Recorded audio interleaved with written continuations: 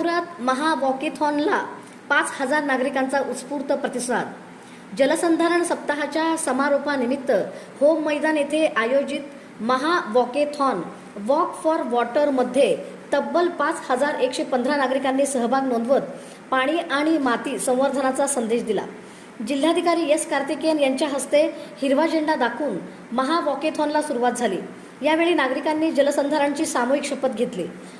पाणी आणि माती वाचवा, भविष्य सुरक्षित करा असे आवाहन करत जिल्हाधिकारी एस कार्तिकेयन यांनी पावसाचे पाणी अडवणे, पाण्याच्या काटकसरीने वापर, जलप्रदूषण रोखणे आणि वृक्ष लागवडीवर भर देण्याचे आवाहन केले. होम मैदान ते डफरीन चौक, भैया चौक, डॉक्टर बाबासाहेब आंबेडकर चौक, रंगभवन मार्गे पुन्हा होम मैदान असा महावॉकेथॉनचा मार्ग होता. विविध शाळा महाविद्यालयांचे विद्यार्थी, सामाजिक संस्था, अधिकारी, कर्मचारी आणि नागरिकांनी मोठ्या उत्साहात सहभाग घेतला.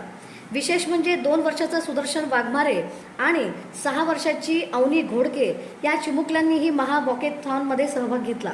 लकी ड्रॉमध्ये प्रतीक पाकणीकर याची निवड होऊन त्यांना 3,000 रुपये रोख, सन्मान चिन्ह व मेडल प्रदान करण्यात आले.